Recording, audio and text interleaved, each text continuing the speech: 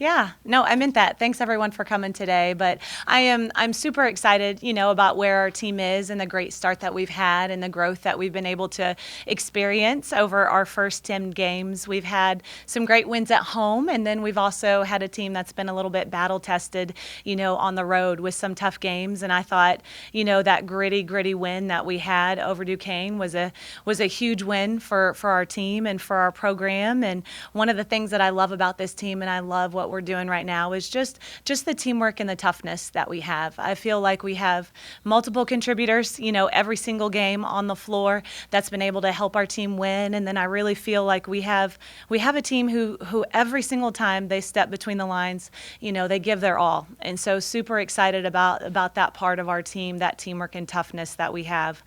We know we still have a lot of work ahead of us this year. We're excited for those challenges that we have ahead of us. We know we have, challenges ahead of us where we're going to need to raise our level of play. And I think with our team, one thing that we've seen is we've seen some really great flashes of some high level play. And I know we have a really young team, and when we can get more consistent in those areas, I really think I'm excited about where our team could be. The last time you guys lost, we got to go clear back to November 25th. Oh, sorry. It's November 25th, and arguably this could be one of the toughest games that you guys could see all season.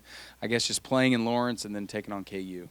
Yeah, we're excited about this challenge ahead of us. I feel like our team is ready for this challenge. You said way back to November 25th. It feels like yesterday, for us that are in it a little bit. And I feel like in those losses that we've had, at Arkansas, and then our loss in our tournament over Thanksgiving, we've learned a lot, and we've been able to learn and grow, and we've seen some of that growth in our team. And so we're excited for this next challenge ahead of us. We're going on the road against a very, very highly talented team and a very, very good team. It's going to take a lot of work. It's going to take, a lot of preparation, but I'm really excited about where our team is right now with the confidence that they have and our preparation. I really love the way that our players prepare for games, how they prepare mentally, how they prepare physically. It's a little bit of a different preparation week, us coming out of finals. And so there's a little more mental than physical preparation for us with this opponent. And we know that it's going to be tough, and we've got our work cut out for us, but we're really excited for this challenge.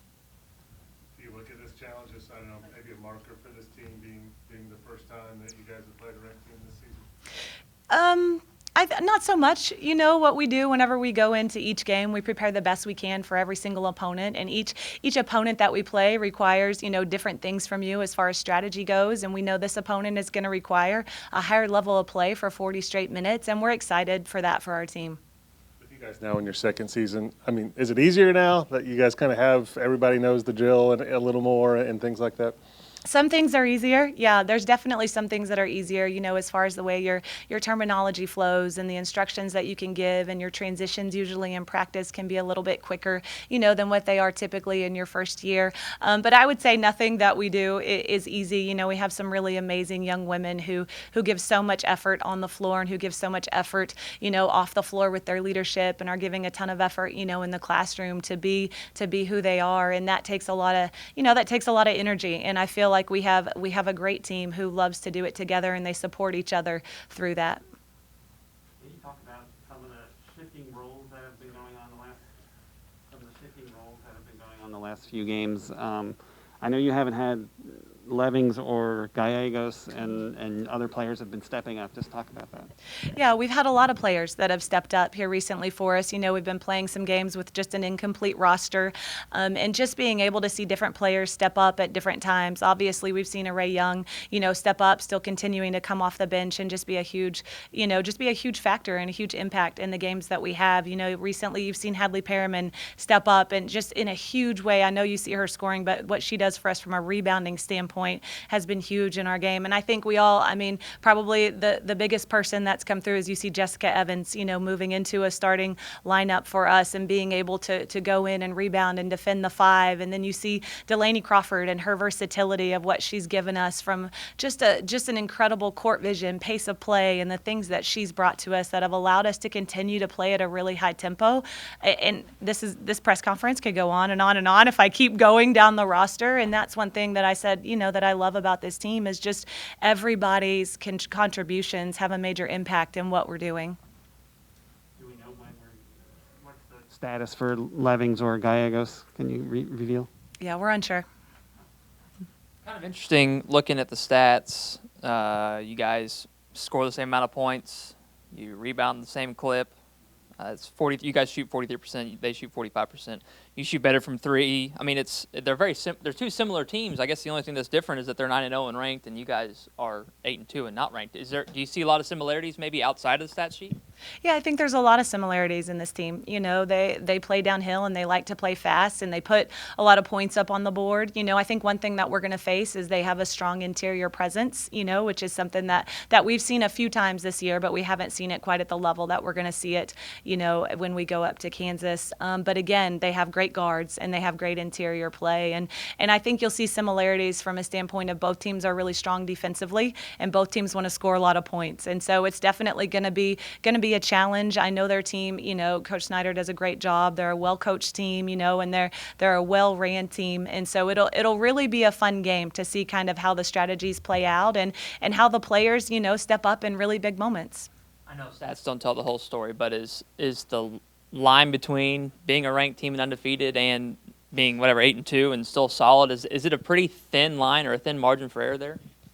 I think there's definitely, you know, more parity within the women's game these days. You know, you look across the board and you see different scores from different opponents and you see kind of who's getting votes and who's ranked. You know, one of the things that we do on our team is we talk about surrendering the outcome. You know, we don't go in and we talk about opponents as this number or that number. We talk about who they are and we talk about how to win the game. And so one of the things that we're going to focus on is not so much the big limelight that I know all of you will focus plenty on, but we focus on doing the little things and we focus on the process and those little things along the way that are going to hopefully end in a good result.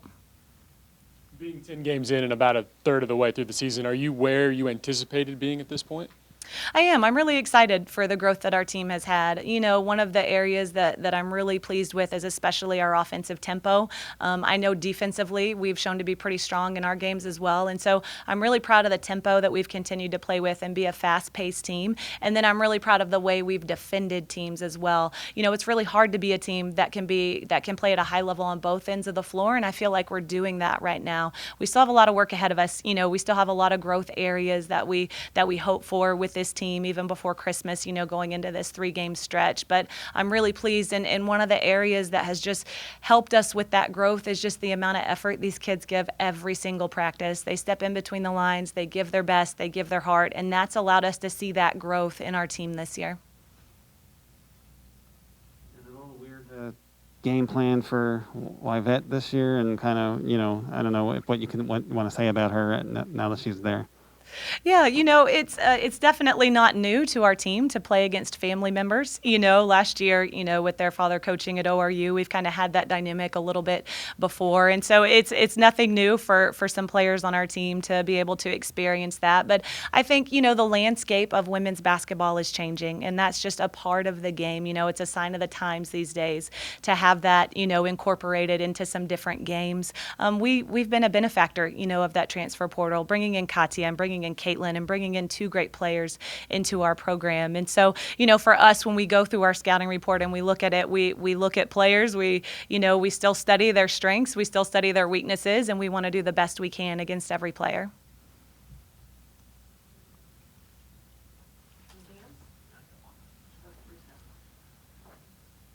Going to kind of go sideways because I don't think we'll have another press conference before Christmas. So, okay, Bruce. favorite Christmas memory from when you were growing up? Oh my goodness. Okay, you know, goodness. A favorite Christmas memory. You know, I'll say this just about Christmas and my family and our traditions that we have. You know, huge family-oriented family. You know, my mom and dad, they both come from really large families. And so my favorite things are probably just being in the kitchen with all my aunts and, you know, with my grandmas and being able to just cook and be together. One of the things I love about Christmas is just the ability that we have with those and our loved ones to just be connected with them extra, you know, with that extra time. And so if there's one favorite memory I have, I'll be honest, there is a Christmas where my sister really wanted a David Robinson jersey. So nobody knows who David Robinson is anymore. We don't even ask our players. The Admiral, he was amazing, right? But growing up in Oklahoma and with the Spurs and everything, and there was one Christmas, she and I just we talked forever. You know, they asked for a Christmas list, and it was like top 10 things you want for Christmas, and we're every single number 1, 2, 3, 4, 5, 6, 7, 8, 9, 10 was a David Robinson jersey. That's the only thing we put on that list. And when my sister got a David Robinson jersey, just how excited we were to be able to have that was a pretty fun moment. Okay, your favorite present? Do you remember like getting something that was really special to you? Oh my goodness, Bruce, you know what? I don't think it quite had the climax that it was, because I was kind of that kid with the X-Acto knife the night before Christmas that would like, please do not let my mom watch any of this, but I would like go with the X-Acto knife and like open up the presents and then retape them back and just see. My favorite Christmas present, gosh, I'll have to get back to you on that one. I will. Yeah. You know, one of the things that I really love and that we do in our family is that we just make Christmas a lot more about giving than receiving. And so a lot of times we'll ask, you know, what's the favorite gift that you've ever given? And so my mom always does these homemade ornaments for each of us. And so I'd say just getting those ornaments has been fun to collect over the years. And then each Christmas, you know, you get to put them up on the tree. And right now you just pray that your 3-year-old doesn't break them, because right now they're antiques at this point, right? But no, I think it's just the little things that are just so personalized throughout Christmases, you know, that we do for each other that makes it fun. And so I would ask you favorite tradition, but you've kind of gone through them, haven't you? I know, Any other I know. tradition that, in your family specifically?